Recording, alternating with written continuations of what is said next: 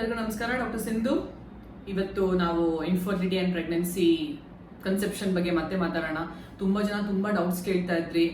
ನನಗೆ ಎಲ್ಲರಿಗೂ ರಿಪ್ಲೈ ನಾನು ಮಾಡಕ್ ಟ್ರೈ ಮಾಡ್ತೀನಿ. ಒಂದು ದಿನದಲ್ಲಿ ಅಟ್ಲೀಸ್ಟ್ ಒಂದ್ಸಲನಾರ ನಾವು ಯೂಟ್ಯೂಬ್ ಕಮೆಂಟ್ಸಿಗೆ ರಿಪ್ಲೈ ಮಾಡಬೇಕು ಅಂತ. ಆದ್ರೂ ಅದನ್ನ ಪ್ರೀವಿಯಸ್ಲಿ ಹೇಳ್ದಂಗೆ ಸ್ವಲ್ಪ ನಮಗೆ ಫಾಲೋ ಅಪ್ಸ್ ಮಿಸ್ ಆಗೋಗುತ್ತೆ.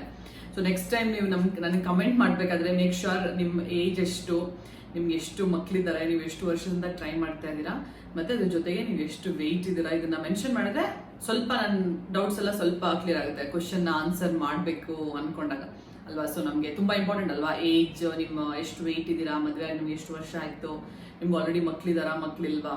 ಸೊ ನೀವು ಜಸ್ಟ್ ಒಂದೇ ಒಂದು ಸ್ಮಾಲ್ ಕ್ವಶನ್ ಕೇಳಿದ್ರೆ ಅದಕ್ಕೆ ಆನ್ಸರ್ ಮಾಡಕ್ಕೆ ಕಷ್ಟ ಆಗುತ್ತಲ್ವಾ. ಸೊ ಅದಕ್ಕೋಸ್ಕರ ಹೇಳ್ತಾ ಇದ್ದೀನಿ ಅಷ್ಟೇ. ನೆಕ್ಸ್ಟ್ ಟೈಮ್ ನೀವು ಏನಾದ್ರು ಕಮೆಂಟ್ ಮಾಡಬೇಕು ಅಂತ ಅನ್ಕೊಂಡ್ರೆ ಸೊ ಮೇಕ್ ಶ್ಯೂರ್ ಇದು ಬೇಸಿಕ್ ಡೀಟೇಲ್ಸ್ ಅಟ್ಲೀಸ್ಟ್ ನೀವು ಹಾಕಿದ್ರೆ ನಾನು ಒಂದು ಅಟ್ಲೀಸ್ಟ್ ನನಗೊಂದು ಜನರಲ್ ಐಡಿಯಾ ಬರುತ್ತೆ.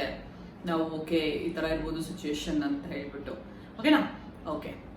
ಸೊ ಇವಾಗ ಒನ್ ಬೈ ಒನ್ ನೀವು ಎಷ್ಟೊಂದು ಜನ ತುಂಬಾ ಡೌಟ್ಸ್ ಕೇಳ್ತಾ ಇದ್ರು. ಇನ್ಫರ್ಟಿಲಿಟಿ, ಇದು ಪ್ರೆಗ್ನೆನ್ಸಿ ಕನ್ಸೆಪ್ಷನ್ ಬಗ್ಗೆ. ನಾನು ಲಾಸ್ಟ್ ಟೈಮ್ ಓವ್ಯುಲೇಷನ್ ಬಗ್ಗೆನೂ ತುಂಬಾ ಇದ್ರ ಒಂದು Q&A ಸೆಷನ್ ಮಾಡಿದ್ದೆ. ಸೊ ಈ ಸಲನೂ ವಿಲ್ ಡೂ ಒಂದು Q&A ಸೆಷನ್ ತರನೇ. ಸೊ ನಾನು ಸ್ವಲ್ಪ ಶಾರ್ಟ್ ಲಿಸ್ಟ್ ಮಾಡ್ಕೊಂಡಿದ್ದೀನಿ, ಸ್ವಲ್ಪ ಕ್ವಶನ್ಸ್ ಎಲ್ಲಾನು ಯಾವ್ದೆಲ್ಲ ಕ್ವಶನ್ಸ್ ಕೇಳ್ತಾ ಇದ್ರು ಅದನ್ನೆಲ್ಲ. ಸೊ ಫಸ್ಟ್ ಅಂಡ್ ಫಾರ್ಮೋಸ್ಟ್ ತುಂಬಾ ಜಾಸ್ತಿ ನನಗೆ ಕ್ವಶನ್ಸ್ ಕೇಳ್ತಾ ಇದ್ದಿದ್ದು ಬಂದು ಓವ್ಯುಲೇಷನ್ ಟೈಮಲ್ಲಿ ನಾವು ಏನ್ ಮಾಡಬೇಕು, ನಮ್ಮ ಕಡೆಯಿಂದ ನ್ಯಾಚುರಲ್ ಆಗಿ ನಾವು ಕನ್ಸೆಪ್ಷನ್ ಮಾಡ್ಕೊಳ್ಳೋದಕ್ಕೆ ನಾವು ಏನ್ ಮಾಡಬೇಕು ಏನ್ ಮಾಡಬಾರ್ದು ಅಂತ ಹೇಳ್ಬಿಟ್ಟು. So when it comes to ovulation ಅಲ್ಲಿ ನಮ್ಮ ಕಡೆಯಿಂದ ನಾವು ಮಾಡೋ ವಿಷಯಗಳು, ಓವ್ಯುಲೇಷನ್ ಅಂದ್ರೆ ಕನ್ಸೆಪ್ಷನ್ ನ ಎಫೆಕ್ಟ್ ಮಾಡೋದು ತುಂಬಾ ಕಡಿಮೆ. ತುಂಬಾ ಎಫೆಕ್ಟ್ ಮಾಡೋದು ಅಂತ ಹೇಳಿದ್ರೆ ಇವಾಗ ನೀವು ಒನ್ಸ್ ನೀವು ಇಂಟರ್ಕೋರ್ಸ್ ಮಾಡ್ತೀರಾ, ನೀವು ಕಾಂಟ್ಯಾಕ್ಟ್ ಅಲ್ಲಿ ಇರ್ತೀರಾ. ಸೊ ಅದಾದ್ಮೇಲಿಂದ ಸೊ ನಾವು ನ್ಯಾಚುರಲ್ ಆಗಿ ಏನೇನೇನು ಮಾಡಬೇಕು. ಸೊ ತುಂಬಾ ಮಿತ್ಸ್ ಇದೆ, ತುಂಬಾ ಡೌಟ್ಸ್ ಎಲ್ಲ ಕೇಳ್ತಾನೆ ಇರ್ತೀರಾ. ಸೊ ಫಸ್ಟ್ ಅಂಡ್ ಫಾರ್ಮೋಸ್ಟ್ ಬಂದು ನಾವು ಸೆಮನ್ ನಾವು ಇಂಟರ್ಕೋರ್ಸ್ ಮಾಡಾದ ತಕ್ಷಣ ನಮಗೆ ಸೆಮನ್ ಎಲ್ಲ ಲೀಕ್ ಆಗೋಗುತ್ತೆ ಅಂತ ಹೇಳ್ಬಿಟ್ಟು. ಸೊ ಇದಕ್ಕೆ ಬೇಸಿಕ್ ಏನು ಅಂತ ಹೇಳಿದ್ರೆ, ಸೊ ಒನ್ಸ್ ನೀವು ಇಂಟರ್ಕೋರ್ಸ್ ಆದ ತಕ್ಷಣನೇ, ಸೊ ಎಜಾಕ್ಯುಲೇಷನ್ ಬಂದ ತಕ್ಷಣನೇ ಆ ಸೆಮನ್ ಬಂದು ಇಟ್ ವಿಲ್ ರೀಚ್ ಆಯ್ತಾ ಸರ್ವಿಕ್ಸ್ ಹತ್ರ ಹೋಗಿ ಅದು ರೀಚ್ ಆಗೋಗ್ಬಿಡುತ್ತೆ. ವಿತಿನ್ 10 to 15 minutes ನೀವು ಏನೇನೆಲ್ಲ, ಯಾಕೆಂತ ಹೇಳಿದ್ರೆ ನೀವು ಸೆಮನ್ ಅನಾಲಿಸಿಸ್ ಮಾಡ್ಬೇಕಾದ್ರೆ ನೀವು ರಿಪೋರ್ಟ್ ಅಲ್ಲಿ ನೋಡ್ಬೋದು. ಅವರು 1 ml ಸ್ಪರ್ಮ್ ಅಲ್ಲಿ ಅಷ್ಟೇನೆ, ಸೆಮನ್ ಅಲ್ಲಿ ಅಷ್ಟೇನೆ ಅವರು ಕ್ಯಾಲ್ಕುಲೇಟ್ ಮಾಡೋದು ಎಷ್ಟು ಮಿಲಿಯನ್ಸ್ ಆಫ್ ಸ್ಪರ್ಮ್ಸ್ ಇದೆ ಅಂತ ಹೇಳ್ಬಿಟ್ಟು. ಸೊ ಜಸ್ಟ್ 1 ml ಅಂದ್ರೆ ಎಷ್ಟು ಸ್ಮಾಲ್ ಕ್ವಾಂಟಿಟಿ ಅಲ್ವಾ. ಸೊ 1 ml ಅಲ್ಲಿ you have millions of sperms. Millions ಅಂತ ಹೇಳಿದ್ರೆ 1 million ಅಂದ್ರೆ 10 ಲಕ್ಷ. ಸೊ ನಮ್ಗೆ ಕನ್ಸೆಪ್ಷನ್ ಮಾಡಕ್ಕೆ ಬೇಕಾಗಿರೋದು ಒಂದೇ ಒಂದು ಸ್ಪರ್ಮ್ ಅಷ್ಟೇನೆ. ಸೊ 1 ml ಅಲ್ಲಿ ನಿಮ್ಗೆ 80-90 ಮಿಲಿಯನ್ಸ್ ಅಂಡ್ ಸ್ಪರ್ಮ್ಸ್ ಇರ್ಬೇಕಾದ್ರೆ ಒಂದು ಇಜಾಕ್ಯುಲೇಷನ್ ಅಲ್ಲಿ ಮಿನಿಮಮ್ 5 to 10 ml ಅಷ್ಟು ನಮ್ಗೆ ಸೆಮನ್ ಹೊರಗಡೆ ರಿಲೀಸ್ ಆಗುತ್ತೆ. ಸೊ ಅದರಲ್ಲಿ ನಮ್ಗೆ 1 ml ಅಷ್ಟು ರೀಚ್ ಆದ್ರೇನೆ ಸಾಕು.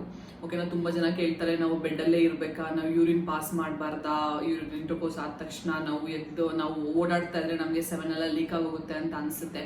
ಅದೆಲ್ಲ ನ್ಯಾಚುರಲ್. ಈಗ ಒಂದು ಇಂಟರ್ಕೋರ್ಸ್ ಕ್ರಿಯೆ ನಡಿಬೇಕಾದ್ರೆ ಸೊ ನಮ್ಗೆ ಗಂಡಸಲ್ಲಿ ನಾವು ಇಜಾಕ್ಯುಲೇಷನ್ ಅವ್ರಿಗೆ ಆಗ್ಬೇಕಾದ್ರೆ ಹೆಂಗಸ್ರ ಬಾಡಿಯಲ್ಲೂ ಸ್ವಲ್ಪ ಚೇಂಜಸ್ ಆಗುತ್ತೆ. ಅವ್ರಿಗೂ ಸ್ವಲ್ಪ ನ್ಯಾಚುರಲ್ ಸೆಕ್ರೇಷನ್ಸ್ ಎಲ್ಲ ವೆಜನದಲ್ಲಿ ಪ್ರೊಡ್ಯೂಸ್ ಆಗುತ್ತೆ. ಅದು ಯಾಕೆ ಪ್ರೊಡ್ಯೂಸ್ ಆಗುತ್ತೆ ಅಂತ ಹೇಳಿದ್ರೆ ನಮ್ಮ ಸೆಮನ್ಸ್ ಈಸಿಯಾಗಿ ಸ್ವಿಮ್ ಮಾಡ್ಕೊಂಡು ಹೋಗೋಕೆ ಫೆಸಿಲಿಟೇಟ್ ಆಗಲಿ ಅಂತ ಹೇಳ್ಬಿಟ್ಟು ನ್ಯಾಚುರಲ್ ಆಗಿ ನಮ್ಮ ಬಾಡಿಯಲ್ಲೂ ಕೂಡ ಸೆಕ್ರೇಷನ್ಸ್ ಪ್ರೊಡ್ಯೂಸ್ ಆಗುತ್ತೆ. ಸೊ ಆ ಸೆಕ್ರೇಷನ್ಸ್ ಪ್ಲಸ್ ನಮ್ಗೆ ಎಜಾಕ್ಯುಲೇಷನ್ ಬರೋದು ಎಲ್ಲಾನು ಸೆಮನ್ ಆಗಿರಲ್ಲ ಅಲ್ವಾ. ಅದರಲ್ಲೂ ಬೇರೆ ಸೆಕ್ರೇಷನ್ಸ್ ಎಲ್ಲಾನು ಇರುತ್ತೆ. ಅದೆಲ್ಲ ನಮ್ಮ ಬಾಡಿಗೆ ಏನೇನು ಬೇಕೋ ಅದನ್ನೆಲ್ಲ ಇಟ್ಕೊಂಡು ಬೇರೆದೆಲ್ಲ ಹೊರಗಡೆ ಬರಲೇಬೇಕಲ್ವಾ. ಸೊ ಅದು ನ್ಯಾಚುರಲ್ ಪ್ರೋಸೆಸ್ ಅಷ್ಟೇನೆ. ಸೊ ಇದರಿಂದ ನೀವು ಓಕೆ ನಾವು ಎದ್ದು ಓಡಾಡಿದ್ರೆ ಸೆಮನ್ ಎಲ್ಲ ಹೊರಗಡೆ ಬಂದ್ಬಿಡುತ್ತೆ, ನಾವು ಗೋಡೆಗೆ ವಾಲಿಗೆ ಲೆಗ್ನ ಇದು ಮೇಲ್ ಮಾಡಿ ಇಟ್ಕೋಬೇಕು, ಮತ್ತೆ ಪಿಲ್ಲೋ ಇಟ್ಕೊಂಡು ನಾವು ಇಂಟರ್ಕೋರ್ಸ್ ಮಾಡಬೇಕು, ಅದೆಲ್ಲ ಏನು ನೆಸೆಸಿಟಿ ಇಲ್ಲ. ಇದೆಲ್ಲ ಮಾಡೋದ್ರಿಂದ ಏನು ಸೈಡ್ ಎಫೆಕ್ಟ್ಸು ಇಲ್ಲ. ನಿಮ್ಗೆ ಒಂದು ಸೈಕಾಲಜಿಕಲ್ ಸ್ಯಾಟಿಸ್ಫ್ಯಾಕ್ಷನ್ ಸಿಗುತ್ತೆ ಅನ್ನೋದಾದ್ರೆ ಖಂಡಿತ ನೀವು ಅದನ್ನ ಮಾಡ್ಬೋದು. ಓಕೆನಾ? ಅದೇ ಲೆಗ್ಸ್ ನ ಎಲಿವೇಟ್ ಮಾಡಿ ಇಟ್ಕೊಂಡ್ರೆ ಓಕೆ, ನಿಮ್ಮ ಮನಸ್ಸಿಗೆ ಓಕೆ ತೃಪ್ತಿ ಸಿಕ್ತು. ಓಕೆ ಇಂಟರ್ಕೋರ್ಸ್ ಆದ ತಕ್ಷಣ ನಾನು ಲೆಗ್ಸ್ ನ ಎಲಿವೇಟೆಡ್ ಆಗಿ ಒಂದು 15 to 20 minutes ಇಟ್ಕೊಂಡಿದ್ದೆ. ಸೊ ಇವಾಗ ನನ್ನ ಇದರಲ್ಲಿ ಡೆಪಾಸಿಟ್ ಆಗಿರೋ ಎಲ್ಲ ಸ್ಪರ್ಮ್ಸ್ ರೀಚ್ ಆಗೋಗುತ್ತೆ ಅಂತ ನಿಮಗೆ ಮನಸ್ಸಲ್ಲಿ ಅನ್ಸಿದ್ರೆ ನೀವು ಅದನ್ನ ಮಾಡ್ಬೋದು. ಅದರವೇ ಸೈಂಟಿಫಿಕ್ ಎವಿಡೆನ್ಸ್ ಏನೂ ಇಲ್ಲ. ಯಾಕಂದ್ರೆ ಸ್ಪರ್ಮ್ಸ್ಗಿರೋ ಒಂದೇ ಒಂದು ಇಂಟೆನ್ಷನ್ ಏನು ಅಂತ ಹೇಳಿದ್ರೆ ಅದು ಎಗ್ ನ ಸೀಕ್ ಮಾಡ್ಕೊಂಡು ಹೋಗ್ಬೇಕು. ನೀವು ಏನೇ ಮಾಡಿದ್ರು, ಯಾವುದೇ ಪೊಸಿಷನ್ ಅಲ್ಲಿ ಇಂಟರ್ಕೋರ್ಸ್ ಮಾಡಿದ್ರು, ನೀವು ಇಂಟರ್ಕೋರ್ಸ್ ಆದ್ಮೇಲೆ ಏನೇ ಮಾಡಿದ್ರು ಅದಕ್ಕೆ ಒಂದು ಫರ್ಟಿಲೈಸ್ಡ್ ಎಗ್ ಅಲ್ಲಿ ರೆಡಿ ಆಗಿದ್ರೆ ಅದು ಖಂಡಿತ ಕನ್ಸೆಪ್ಷನ್ ಆಗೇ ಆಗುತ್ತೆ. ನ್ಯಾಚುರಲ್ ಅದೊಂದೇ ಗೋಲ್ ಇರೋದು ಅಲ್ವಾ ಸೆಮನ್ ಸ್ಪರ್ಮ್ಸ್ಗೆ. ಒಂದು ಫಿಮೇಲ್ ಬಾಡಿ ಬಂದ ತಕ್ಷಣ ಅದ್ರ ಕೆಲಸ ಇರೋದೇ ಒಂದು ಏನು ಅಂತ ಹೇಳಿದ್ರೆ ಅದು ಎಗ್ ಎಲ್ಲಿದೆಯೋ ಅದನ್ನ ಸೀಕ್ ಮಾಡ್ಕೊಂಡು ಹೋಗುತ್ತೆ. ಓಕೆನಾ? ಸೊ ಅದ್ರ ಬಗ್ಗೆ ತುಂಬಾ ಜಾಸ್ತಿ ವರಿ ಮಾಡ್ಕೊಳಕ್ ಹೋಗ್ಬೇಡಿ. ಸೊ ನಿಮ್ಗೆ ಏನಾರು ಅನ್ನಿಸ್ತಾ ಇದ್ರೆ ಅದ್ರ ಬಗ್ಗೆ ತಲೆ ಕೆಡಿಸ್ಕೊಳ್ಳೋ ಅವಶ್ಯಕತೆನೇ ಇಲ್ಲ. ಸೊ 1 ml ಸ್ಪರ್ಮ್ ಅಲ್ಲಿ 1 ml ಅಲ್ಲಿರೋ ಮಿಲಿಯನ್ಸ್ ಆಫ್ ಸ್ಪರ್ಮ್ಸ್ ಅಲ್ಲಿ ಒಂದೇ ಒಂದು ಸ್ಪರ್ಮ್ ಕೂಡ ಸಾಕು. ಮಿಲಿಯನ್ಸ್ ಆಫ್ ಸ್ಪರ್ಮ್ಸ್ ರೀಚ್ ಆದ್ರೂ ನಮ್ಗೆ ಒಂದೇ ಒಂದು ಸ್ಪರ್ಮ್ ಇಂದಾನೆ ನಮಗೆ ಪ್ರೆಗ್ನೆನ್ಸಿ ಫಾರ್ಮೇಶನ್ ಆಗೋದು ಅಲ್ವಾ. ಸೊ ಅದ್ರ ಬಗ್ಗೆ ಡೌಟ್ಸೇ ಬೇಡ. ಐ ಗೆಸ್ ಅದೊಂದು ಮೇಜರ್ ಡೌಟ್ ತುಂಬಾ ಜನ ಕೇಳ್ತಾ ಇದ್ರು. ಓಕೆ, ಅದೊಂದು ನಾನು ಕ್ಲಿಯರ್ ಮಾಡಿದ್ದೀನಿ. ನೆಕ್ಸ್ಟ್ ಬಂದ್ಬಿಟ್ಟು ನೆಕ್ಸ್ಟ್ ಒಂದು ಇಂಪಾರ್ಟೆಂಟ್ ಡೌಟ್ ಬಂದು ನಾವು ಎಕ್ಸಸೈಸ್ ಮಾಡ್ಬೋದಾ ಅಂತ. ಎಕ್ಸಸೈಸ್ ಬಂದು ಮಾಡೋದ್ರಿಂದ ಏನು ಪ್ರಾಬ್ಲಮ್ ಇಲ್ಲ. ನೀವು ತುಂಬಾ ಹೈ ಇಂಟೆನ್ಸಿಟಿ ಎಕ್ಸಸೈಸ್ ಅಂತ ಹೇಳಿದ್ರೆ ತುಂಬಾ ಜಾಸ್ತಿ ಓಡೋದು, ತುಂಬಾ ಹೆವಿ, ತುಂಬಾ ಜನ ಜಿಮ್ಗೆಲ್ಲ ಹೋಗ್ತಾ ಇರ್ತಾರೆ, ತುಂಬಾ ವೆಯ್ಟ್ ಲಿಫ್ಟಿಂಗ್ ಎಲ್ಲ ಮಾಡ್ತಾ ಇರ್ತಾರೆ. ಸೊ ಅದರೆಲ್ಲ ಮಾಡೋರು ನೀವು ವೆಯ್ಟ್ ಲಿಫ್ಟಿಂಗ್ ಮತ್ತೆ ತುಂಬಾ ಹೈ ಇಂಟೆನ್ಸಿಟಿ ಎಕ್ಸಸೈಸಸ್ ಮಾಡಕ್ ಹೋಗ್ಬೇಡಿ. ಸೊ ಹೈ ಇಂಟೆನ್ಸಿಟಿ ಎಕ್ಸಸೈಸ್ ಮಾಡ್ಬಿಡಿ. ನೀವು ಮಾಡರೇಟ್ ಎಕ್ಸಸೈಸ್ ಮಾಡಿಕೊಂಡು ಸಿಂಪಲ್ ವಾಕಿಂಗ್, ಮನೇಲಿ ಮಾಡೋ ಕೆಲಸಗಳು, ಸ್ಟೆಪ್ಸ್ ಹತ್ತೋದು, ಇಳಿಯೋದು, ಇದನ್ನೆಲ್ಲ ನೀವು ಖಂಡಿತ ಮಾಡ್ಬೋದು. ನಮ್ಗೆ ಯಾವ ಇಂಟರ್ಕೋರ್ಸ್ ಅಲ್ಲಿ ನಾವು ಪ್ರೆಗ್ನೆಂಟ್ ಆಗ್ತೀವಿ ಅಂತ ನಮ್ಗೆ ಹೇಳಕ್ ಆಗಲ್ಲ. ಅದೇ ತರ ಇದೇ ದಿನ ನಮ್ಗೆ ಓವ್ಯುಲೇಷನ್ ಆಯ್ತು ಅಂತ ನಾವು ಪಿನ್ ಪಾಯಿಂಟ್ ಮಾಡಿ ಇದೇ ಟೈಮಲ್ಲಿ ನಮ್ಗೆ ಓವ್ಯುಲೇಷನ್ ಆಯ್ತು ಅಂತ ಹೇಳಕ್ ಆಗಲ್ಲ ಅಲ್ವಾ. ಸೊ ಈ ತರ ಇರ್ಬೇಕಾದ್ರೆ ನಾವು ಎಲ್ಲಾ ಮಂತ್ ಅಲ್ಲೂ ನಾವು ಅದನ್ನ ಅವಾಯ್ಡ್ ಮಾಡಕ್ಕಾಗಲ್ಲ. ಎಷ್ಟೊಂದು ಜನಕ್ಕೆ ತುಂಬಾ ರೆಗ್ಯುಲರ್ ಆಗಿ ನಾವು ಎಕ್ಸಸೈಸ್ ಮಾಡ್ಬೇಕು ಅಂತ ಹೇಳ್ತೀವಿ. ಸೊ ನೀವು ಓವ್ಯುಲೇಷನ್ ಆದ್ಮೇಲೆ ಎಕ್ಸಸೈಸ್ ಮಾಡಬಾರ್ದ ಅಂತ ಕೇಳಿದ್ರೆ ಅರ್ಧ ತಿಂಗಳೇ ಅದ್ರಲ್ಲಿ ಹೊರಟೋಗ್ಬಿಡುತ್ತೆ. ಆ ಥರ ಎಲ್ಲ ಏನು ಮಾಡಕ್ ಹೋಗ್ಬಿಡಿ. ಹೈ ಇಂಟೆನ್ಸಿಟಿ ಮೋಸ್ಟ್ ಪ್ರಾಬ್ಲಿ ಯಾರು ಮಾಡ್ತಾ ಇರಲ್ಲ ಅಂತ ಅನ್ಸುತ್ತೆ. ಹೈ ಇಂಟೆನ್ಸಿಟಿ ಅಂತ ಹೇಳಿದ್ರೆ ತುಂಬಾ ಜಾಸ್ತಿ ಎಕ್ಸ್ಟ್ರೀಮ್ಸ್ ಅಲ್ಲಿ ಓಡೋದು, ತುಂಬಾ ಹೆವಿ ವೇಟ್ ಲಿಫ್ಟಿಂಗ್ ಎಲ್ಲ ಮಾಡೋದು, ಆ ಥರ ಎಲ್ಲ ಮಾಡಕ್ ಹೋಗ್ಬಿಡಿ. ನಾರ್ಮಲ್ ಯೋಗ ಖಂಡಿತ ಮಾಡ್ಬೋದು ನೀವು. ನಾರ್ಮಲ್ ವಾಕಿಂಗ್, ಬ್ರಿಸ್ಕ್ ವಾಕಿಂಗ್ ಖಂಡಿತ ಮಾಡ್ಬೋದು. ಓಕೆನಾ. ಸೊ ಎಕ್ಸಸೈಸ್ ರಿಲೇಟೆಡ್ ಇಷ್ಟೇ. ನಿಮ್ಗೆ ಸ್ಟೆಪ್ಸ್ ಹತ್ತೋದು, ಇಳಿಯೋದು ತುಂಬಾ ಮಾಡಂಗಿದ್ರೆ, ಮನೆ ನಮಗೆ ಫಸ್ಟ್ ಫ್ಲೋರ್ ಸೆಕೆಂಡ್ ಫ್ಲೋರ್ ಇದ್ರೆ ನಾವು ಓವ್ಯುಲೇಷನ್ ಆಗೋಯ್ತು ಅಂತ ನಾವು ಅವಾಯ್ಡ್ ಮಾಡಕ್ ಆಗಲ್ಲ ಅಲ್ವಾ. ಅದನ್ನ ನೀವು ಮಾಡ್ಕೊಂಡಿರಿ. ನೀವು ರುಟೀನ್ ಆಗಿ ಏನ್ ಮಾಡ್ತಿರೋ ಅದನ್ನ ಹಂಗೆ ಮಾಡ್ಕೊಂಡಿರಿ. ಅದು ನಾವು ಓವ್ಯುಲೇಷನ್ ಆಗಿದೆ, ನಾವು ಕನ್ಸೆಪ್ಟ್ ಪ್ರೆಗ್ನೆನ್ಸಿಗೆ ಪ್ಲಾನ್ ಮಾಡ್ತಾ ಇದೀವಿ ಅಂತ ಹೇಳ್ಬಿಟ್ಟು ಅದನ್ನೆಲ್ಲ ಅವಾಯ್ಡ್ ಮಾಡಬೇಕು ಅಂತ ಏನಿಲ್ಲ. ಓಕೆನಾ. ಸೊ ನೆಕ್ಸ್ಟ್ ಬಂದು ಟ್ರಾವೆಲಿಂಗ್. ಸೊ ಟ್ರಾವೆಲ್ ಮಾಡ್ಬೋದಾ ಮಾಡಬಾರ್ದಾ? ಖಂಡಿತ ಮಾಡ್ಬೋದು. ಸೊ ನಾವು ಟ್ರಾವೆಲಿಂಗ್ ಅನ್ನೋದು ಬಂದು ನಿಮಗೆ ಅದು ಡೇ ಟು ಡೇ ನೆಸೆಸಿಟಿ ಆಗಿದ್ರೆ ಓಕೆ, ನೀವು ಎವ್ರಿ ಡೇ ಮಾರ್ನಿಂಗ್ ಎದ್ದು ಬೆಳಿಗ್ಗೆ ಎದ್ದು ಎಷ್ಟೊಂದು ಜನ ಕಾಲೇಜ್ ಹೋಗ್ತೀರಾ ಅಥವಾ ಸ್ಟಡೀಸ್ ಇರುತ್ತೆ, ಕೆಲಸ ಇರುತ್ತೆ. ಸೊ ನೀವು ರೆಗ್ಯುಲರ್ ಆಗಿ ರೂಟೀನ್ ಆಗಿ ಟ್ರಾವೆಲಿಂಗ್ ಮಾಡ್ತಾ ಇರ್ತೀರಾ. ಒಂದು ತಿಂಗಳಲ್ಲಿ ನೀವು ಅರ್ಧ ತಿಂಗಳು ಟ್ರಾವೆಲ್ ಮಾಡ್ಬಿಡಿ ಅಂತ ಹೇಳಿದ್ರೆ ಸರಿ ಹೋಗಲ್ಲ ಅಲ್ವಾ. ಸೊ ಇದೆಲ್ಲ ನ್ಯಾಚುರಲ್ ಪ್ರೋಸೆಸ್. ಅದನ್ನ ನ್ಯಾಚುರಲ್ ಆಗಿ ಇರೋದಕ್ಕೆ ಬಿಟ್ಬಿಡಿ. ಅದರಲ್ಲಿ ನಮ್ಮ ಹ್ಯೂಮನ್ ಇಂಟರ್ಫಿಯರೆನ್ಸ್ ಎಲ್ಲ ಏನೂ ಬೇಕಾಗಿರಲ್ಲ. ನಾವು ಇದನ್ನ ಮಾಡಿದ್ರೆ ಇದಾಗೋಗುತ್ತೆ ಅನ್ನೋ ಭಯ ಬೇಡ. ನೀವು ಟ್ರಾವೆಲ್ ಮಾಡಂಗಿದ್ರೆ ಟ್ರಾವೆಲ್ ಮಾಡ್ಬೋದು, ನೀವು ಎಕ್ಸಸೈಸ್ ಮಾಡಂಗಿದ್ರೆ ಎಕ್ಸಸೈಸು ಮಾಡ್ಬೋದು. ಓಕೆನಾ. ಇನ್ನೊಂದು ತುಂಬಾ ಜನ ಕೇಳ್ತಾ ಇದ್ದ ಡೌಟ್ ಏನು ಅಂತ ಹೇಳಿದ್ರೆ, ನಾವು ಓವ್ಯುಲೇಷನ್ ಟೈಮ್ ಇದೆ. ಸೊ ಡೇ 10 ಇಂದ ಡೇ 20 ವರೆಗೂ ನಮ್ಗೆ ಓವ್ಯುಲೇಷನ್ ಆಗೋಯ್ತು. ಓವ್ಯುಲೇಷನ್ ಆದ್ಮೇಲೆ ನಾವು ಇಂಟರ್ಕೋರ್ಸ್ ಇಟ್ಕೋಬೇಕಾ ಇಟ್ಕೋಬಾರ್ದಾ ಅಂತ. ಸೊ ಇಟ್ಕೊಂಡ್ರು ಏನ್ ತೊಂದರೆ ಇಲ್ಲ. ಸೊ ಅದಕ್ಕೊಂದು ಸ್ಮಾಲ್ ಸ್ಟಡಿ ಕೂಡ ಮಾಡಿದ್ದಾರೆ. ಏನಾಗುತ್ತೆ ಅಂತ ಹೇಳಿದ್ರೆ, ಇಂಟರ್ಕೋರ್ಸ್ ನೀವು ಓವ್ಯುಲೇಷನ್ ಆಗೋಗಿದೆ, ಓಕೆ ನಾನು ನಿಮ್ದು ಪೀರಿಯಡ್ಸ್ ಡೇ 10 ಇಂದ ಡೇ 20 ವರೆಗೂ ನೀವು ಇಂಟರ್ಕೋರ್ಸ್ ಇಟ್ಕೋಬಹುದು ಅಂತ ಹೇಳಿದ್ದೆ. ಅದಾದ್ಮೇಲಿಂದ ನಿಮಗೆ ಏನಾಗುತ್ತೆ ಅಂತ ಹೇಳಿದ್ರೆ, ನಾವು ಇಂಟರ್ಕೋರ್ಸ್ ಇಟ್ಕೊಂಡ್ರೆ ಈಚ್ ಸೆಕ್ಷುವಲ್ ಆಕ್ಟಿವಿಟಿಯಲ್ಲಿ ಬಂದು ನಮಗೆ ಸ್ವಲ್ಪ ಯೂಟ್ರಸ್ ಸ್ವಲ್ಪ ಸ್ಟಿಮ್ಯುಲೇಟ್ ಆಗಿ ಕ್ರಾಂಪ್ಸ್ ತರ ಫಾರ್ಮೇಶನ್ ಮಾಡುತ್ತೆ ಅಂತ ಹೇಳಿದ್ರೆ, ಅದು ನಾವು ಇಂಟರ್ಕೋರ್ಸ್ ಮಾಡ್ಬೇಕಾದ್ರೆ ಯೂಟ್ರಸ್ ಸ್ವಲ್ಪ ಕೆಲಸ ಮಾಡುತ್ತೆ ಅದರಲ್ಲಿ. ಸೊ ಅದ್ರಲ್ಲಿ ಏನಾಗುತ್ತೆ ಅಂತ ಹೇಳಿದ್ರೆ, ಇಟ್ ಕ್ಯಾನ್ ಸ್ವಲ್ಪ ನಮ್ಮ ಇಂಪ್ಲಾಂಟೇಶನ್ ಅದು ಹಿಂಡರ್ ಮಾಡ್ಬೋದು ಅಂತ ಒಂದು ಸ್ಟಡಿ ಇದೆ. ಸೊ ಆದಷ್ಟು ಅವಾಯ್ಡ್ ಮಾಡಿದ್ರೆ ಬೆಟರ್. ಓಕೆನಾ ಅಂತ ಹೇಳಿದ್ರೆ ಡೇ 10 ಇಂದ ಡೇ 20 ವರೆಗೂ. ಸೊ ನೀವು ಓವ್ಯುಲೇಷನ್ ಆದ ತಕ್ಷಣ ಅವಾಯ್ಡ್ ಮಾಡಬೇಡಿ. ಓವ್ಯುಲೇಷನ್ಗಿಂತ ಮುಂಚೆ ಅಂಡ್ ಓವ್ಯುಲೇಷನ್ ಆದ್ಮೇಲೆ ನೀವು ಮಾಡೋ ಕಾಂಟ್ಯಾಕ್ಟ್ ಅಲ್ಲಿ ಇರ್ತೀರಲ್ವಾ, ತುಂಬಾ ಇಂಪಾರ್ಟೆಂಟ್. ಓಕೆನಾ. ಸೊ ಮಿಡಲ್ 10 ಡೇಸ್ ನಿಮ್ಗೆ ತುಂಬಾ ಇಂಪಾರ್ಟೆಂಟ್. ನಿಮಗೆ ರೆಗ್ಯುಲರ್ ಸೈಕಲ್ಸ್ ಇದ್ರೆ, ಸೊ 20th ಡೇ ಆದ್ಮೇಲೆ ನಿಮಗೆ ಪೀರಿಯಡ್ಸ್ಗೆ ಇನ್ನೊಂದು ವಾರ 10 ದಿನ ಇದೆ ಅನ್ಬೇಕಾದ್ರೆ ನೀವು ಸ್ವಲ್ಪ ಅವಾಯ್ಡ್ ಮಾಡಿದ್ರೆ ಬೆಟರ್. ಓಕೆನಾ. ಇದು ನಿಮಗೆ ಇದು ಇಂಟರ್ಕೋರ್ಸ್ ಮಾಡ್ಬೇಕಾ ಮಾಡಬಾರ್ದಾ ಆಫ್ಟರ್ ಓವ್ಯುಲೇಷನ್ ಅನ್ನೋದು.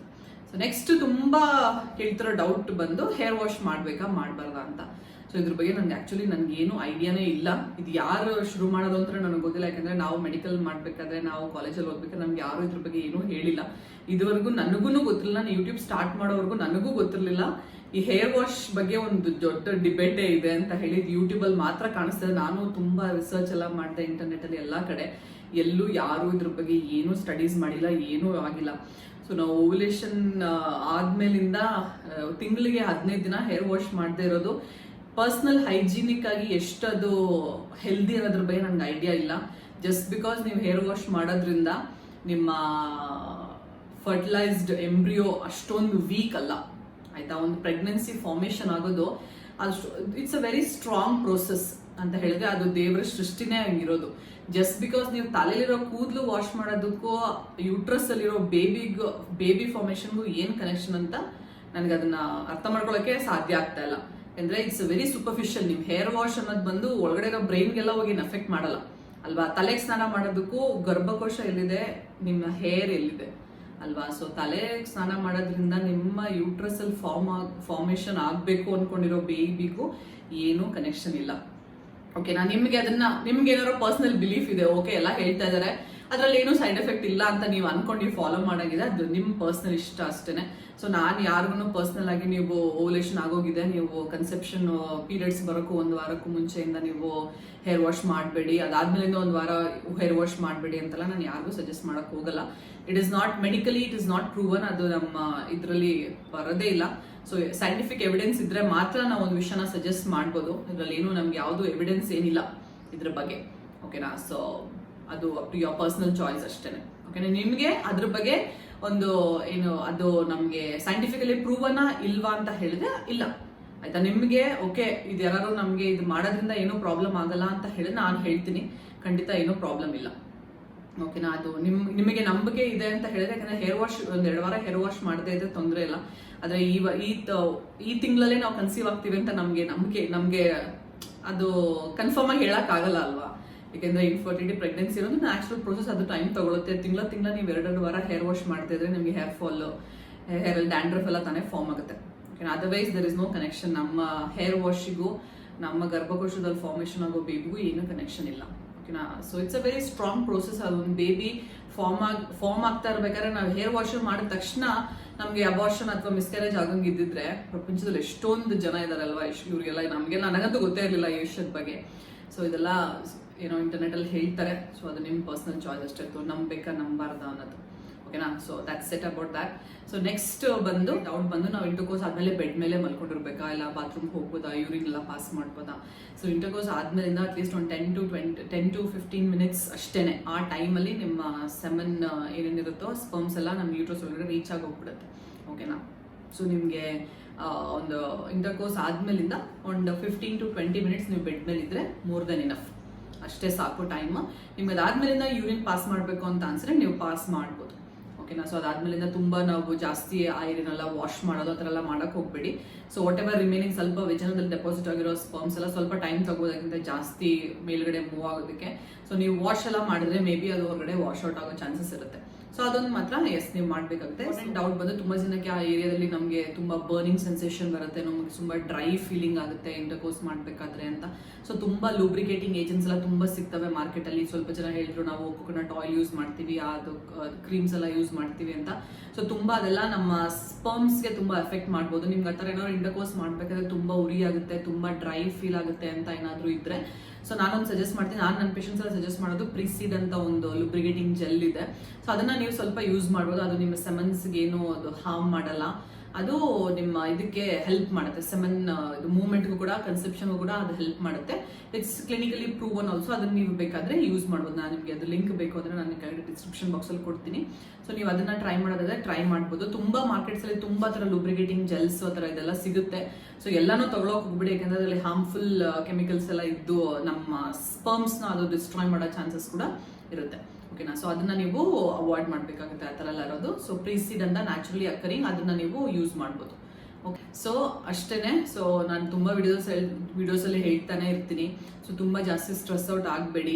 ಅದೇ ತರ ನಿಮ್ಗೆ ಏನಾದ್ರು ಪ್ರಾಬ್ಲಮ್ ಇದ್ರೆ ಖಂಡಿತ ನಾನು ಎಲ್ಲರಿಗೂ ತುಂಬಾ ಜಾಸ್ತಿ ಕಮೆಂಟ್ ಮಾಡ್ತಾ ಇರ್ತೀನಿ, ಡಾಕ್ಟರ್ ಹತ್ರ ಹೋಗಿ ಒಂದ್ಸಲ ಕನ್ಸಲ್ಟ್ ಮಾಡಿ ಅಂತ ಹೇಳ್ಬಿಟ್ಟು.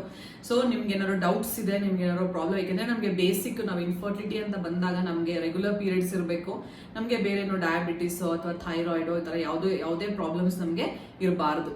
ಓಕೆನಾ. ಸೊ ಈ ತರ ಎಲ್ಲ ಏನೂ ಪ್ರಾಬ್ಲಮ್ಸ್ ಇಲ್ಲ, ನಮಗೆ ಪೀರಿಯಡ್ಸ್ ಎಲ್ಲ ರೆಗ್ಯುಲರ್ ಆಗಿ ಆಗ್ತಾ ಇದೆ, ಇದೆಲ್ಲ ನಾರ್ಮಲ್ ಆಗೇ ಇದೆ, ನಾವು ಸೆಮನ್ ಅನಾಲಿಸಿಸ್ ಒಂದು ಬೇಸಿಕ್ ಅಷ್ಟೇ. ಸೊ ಮೇಲ್ ಇನ್ಫರ್ಟಿಲಿಟಿ ಅಂತ ಹೇಳಿದ್ರೆ ಗಂಡಸರಿಗೆ ಸಂಬಂಧಪಟ್ಟಂಗಿರೋದು ಒಂದೇ ಒಂದು ವಿಷಯ, ಅದು ಸೆಮನ್ ಅನಾಲಿಸಿಸ್. ಅದನ್ನ ಅವರು ಮಾಡಿಸ್ಕೊಂಡ್ಬಿಟ್ರೆ ಸೊ ಅಟ್ಲೀಸ್ಟ್ ನೀವು ಟೆನ್ಷನ್ ಫ್ರೀ ಆಗಿ ನ್ಯಾಚುರಲ್ ಆಗಿ ನೀವು ಟ್ರೈ ಮಾಡೋದಕ್ಕೆ ಒಂದು ಹೆಲ್ಪ್ ಆಗುತ್ತೆ. ನಿಮ್ಗೆ ಒಂದು ಪ್ರೀ ಕನ್ಸೆಪ್ಟ್ ಅಂದ್ರೆ ಪ್ರೆಗ್ನೆನ್ಸಿ ಪ್ಲಾನ್ ಮಾಡೋಕ್ಕೂ ಮುಂಚೆ ಒಂದು ಕೌನ್ಸಿಲಿಂಗ್ ಕೂಡ ನಿಮಗೆ ಸಿಕ್ದಂಗೆ ಆಗುತ್ತೆ. ಅದಕ್ಕೆ ತುಂಬಾ ಹೆಸಿಟೇಟ್ ಎಲ್ಲ ಮಾಡ್ಕೊಳಕ್ ಹೋಗ್ಬೇಡಿ.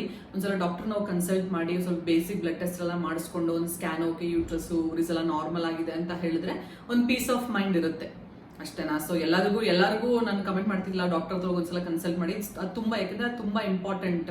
ನಾವು ಏನೇ ಹೇಳಿದ್ರು ಏನೇ ಮಾಡಿದ್ರು ಒಳಗಡೆ ಒಬ್ಬೊಬ್ರು ಪರ್ಸನ್ ಡಿಫ್ರೆಂಟ್ ಅಲ್ವಾ, ಒಳಗಡೆ ಏನಾಗ್ತಾ ಇದೆ ಅನ್ನೋದು ನಮಗ್ ಮಾತ್ರ ಗೊತ್ತಿರುತ್ತೆ. ಸೊ ಅದಕ್ಕೆ ಇಟ್ಸ್ ವೆರಿ ಇಂಪಾರ್ಟೆಂಟ್. ನೀವು ಒಂದ್ಸಲ ಹೋಗಿ ಬೇಸಿಕ್ ಅಟ್ಲೀಸ್ಟ್ ನೀವು ಡಾಕ್ಟರ್ ಹತ್ರ ಹೋಗಿ ಕನ್ಸಲ್ಟ್ ಮಾಡೋದು. ನ್ಯಾಚುರಲ್ ಆಗಿ 1 ಇಯರ್ ಫುಲ್ ಟ್ರೈ ಮಾಡಿದ್ಮೇಲೆ ಆಗ್ತಾ ಇಲ್ಲ ಅಂತ ಹೇಳಿದ್ರು, ಒಂದ್ಸಲ ಕನ್ಸಲ್ಟ್ ಮಾಡಿದ್ರೆ ನಿಮ್ಮ ಬೇಸ್ ಏನಾದರೂ ಸಣ್ಣ ಪುಟ್ಟ ಪ್ರಾಬ್ಲಮ್ಸ್ ಇದ್ರೆ ಅಲ್ಲಿ ನಮಗೆ ಟ್ರೀಟ್ಮೆಂಟ್ ಅಲ್ಲೇ ತಗೊಳ್ಳೋದಕ್ಕೆ ಸ್ವಲ್ಪ ಹೆಲ್ಪ್ ಆಗುತ್ತೆ.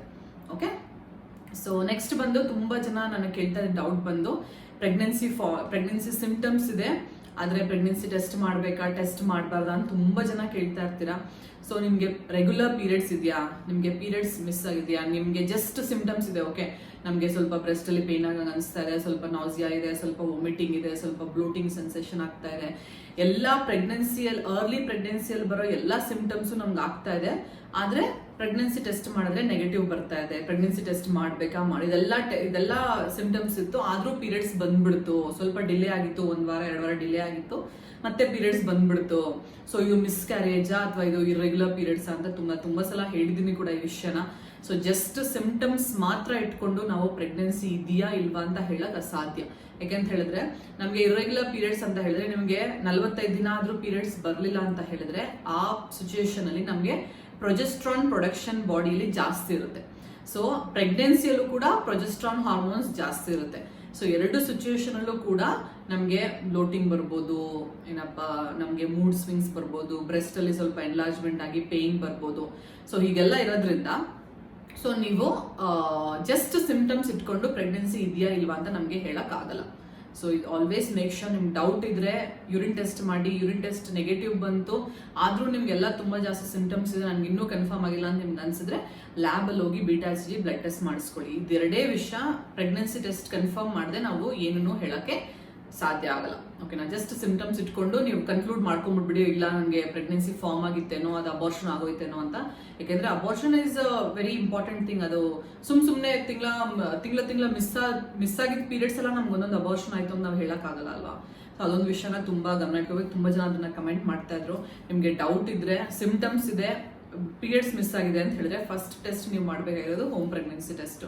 ಅದರಲ್ಲೂ ನೆಗೆಟಿವ್ ಬರ್ತಾ ಇದೆ, ನಿಮ್ಗೆ ಇನ್ನೂ ಡೌಟ್ ಇದೆ ಅಂತ ಹೇಳಿದ್ರೆ ಲ್ಯಾಬ್ ಹೋಗಿ ಒಂದು ಬೀಟಾ-HCG ಬ್ಲಡ್ ಟೆಸ್ಟ್ ಮಾಡಿಸಲೇಬೇಕಾಗುತ್ತೆ. ಯಾಕೆಂತ ಹೇಳಿದ್ರೆ ಅದು ತುಂಬಾ ಇಂಪಾರ್ಟೆಂಟ್. ಯಾಕಂದ್ರೆ ಯೂರಿನ್ ಪ್ರೆಗ್ನೆನ್ಸಿ ಟೆಸ್ಟ್ ನೆಗೆಟಿವ್ ಬಂದ್ರೂ ತುಂಬಾ ಸಲ ನಮಗೆ ಬ್ಲಡ್ ಟೆಸ್ಟ್ ಅಲ್ಲಿ ಪಾಸಿಟಿವ್ ಬರೋ ಸಿಚುಯೇಷನ್ಸ್ ನಾನೇ ಪರ್ಸನಲ್ ಆಗಿ ನೋಡಿದ್ದೀನಿ. So it's very very important. ಓಕೆನಾ, so I guess that's it. ಇಷ್ಟೇ. ತುಂಬಾ ಜನ ಇದ್ರ ಬಗ್ಗೆ ತುಂಬಾ ಡೌಟ್ಸ್ ಕೇಳ್ತಾ ಇದ್ರು. ಸೊ ಇದೆಲ್ಲ ನಿಮ್ ಡೌಟ್ಸ್ ಕ್ಲಿಯರ್ ಆಗಿದೆ ಅಂತ ನಾನು ಅನ್ಕೊಳ್ತೀನಿ. ನಿಮ್ಗೆ ಏನಾದ್ರು ಡೌಟ್ಸ್ ಇದ್ರೆ ಕಮೆಂಟ್ ಮಾಡಿ, ನಾನು ಕ್ಲಾರಿಫೈ ಮಾಡೋಕ್ಕೆ ಇದಕ್ಕೆ ರಿಪ್ಲೈ ಮಾಡೋಕ್ಕೆ ಟ್ರೈ ಮಾಡ್ತೀನಿ.